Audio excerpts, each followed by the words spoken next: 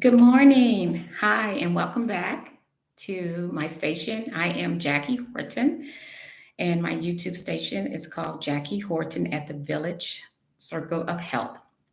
So, today, as I told you, Monday is my day to really try to kind of talk to you about some different things regarding mental health and the behaviors that are associated with mental health. So, my focus today will be on emotional cutoff.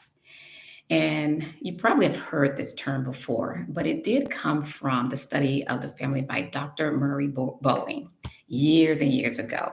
And basically, emotional cutoff is a response to avoid pain and harm with the parental structure or the family, siblings, or relatives.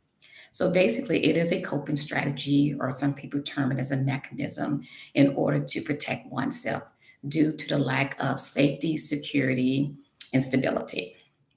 And it is a mechanism that many of us have used in different settings. And so when you hear that, that's where it came from. So I just kind of want to talk with you about what it looks like, when behavior form. Okay. And so one of the things that takes place when we are emotionally cut off, we sort of go into this mindset that our way of protecting our full self is to not give so much emotionally to a situation or to a person because we're not receiving what we desire in return. And the question is, when I see people in services, they ask me, well, it's worked for me, but I'm still here in therapy with you. Did it work? And my answer to that is yes, it does work. Because one, it does set a boundary for you. And the next thing it does provides a limit of the access that these special relationships have with you.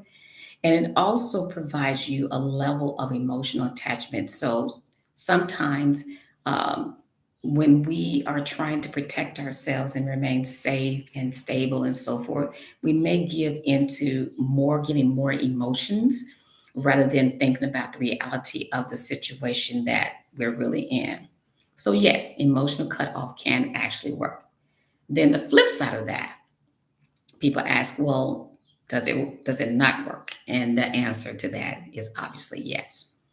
And the way that it does not work is that you become very, very withdrawn. There are plenty of people who become really withdrawn. They also isolate, not only emotionally but physically. I like to use the term that they become hidden. So whatever they are, whatever special quality that he or she may have, may not be known because the person just decided to just blend in and not be identified or known in any other way. And then there's another term that I like to use as I work with some clients who may benefit from some faith work.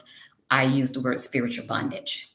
And so when your emotional connections with humans, particularly your family structure, your parental structure, which is where our microcosmic of our world begins. Your spiritual connection with your God or your higher being also is emotionally cut off, and it's almost like you really are just setting a boundary across the board where nothing can get past the wall because of so much harm have been unaddressed and unresolved. So obviously the question is there a way to ever heal and become whole as a result of this? And the answer again is yes. We always have an exit to our pain and our problem. And so I have worked with people for many years regarding this. And so to resolve it, these unaddressed issues from your past, I believe in obviously prayer. If you don't know me, now that you know me, that's one thing. And I also believe in working with a skilled therapist. And what these two entities do that bring together for that person who is emotionally cut off, they provide the person with a safe place, a secure place, and a stable place to actually talk about the realities of his or her experience. Not only you talk about it, you acknowledge it. You're able to acknowledge fully what you thought about the situation, how you felt about the situation, and what the behaviors were as a response to that.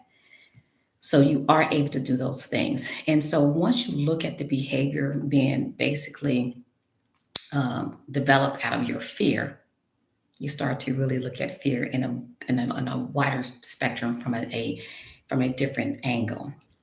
And what I mean by that is that you no longer look at fear from a powerless child that was being, that didn't have any control of what happened to him or her and didn't have any influence on how to change it. So you start to really develop yourself and redefine yourself in the person that, you are, keeping in mind that you are acknowledging the realities of what it did, what it was like for you, but also accepting the fact that you have the ability and the influence and the power to respond to it differently. So that's one thing. The other thing that you also have an opportunity to do is re-engage with those people if you desire, or if you think it's the right thing to do. One of the drawbacks that I did not mention when you're emotionally cut off is that when you have developed that as your mechanism or your response to pain, there are times the people that you love, the people that you want closest to, the people that you desire a connection with become emotionally cut off from you because you have not modeled that or made yourself available for that. So it is a yes, it works, and a no, and a yes, it doesn't work. And the long term desire, I would think, is that you would like to be a whole person and not to compartmentalize yourself in different components with different people. Because one thing with the prayer and therapy, what you learn to do is balance boundary with access. And you learn to do that from a place of wholeness once you have completely put in time and been intentional about how you see yourself as whole. So that's my little take on emotional cutoff. Thank you for joining my station today. You guys have a great day, and I will see you tomorrow. Bye bye.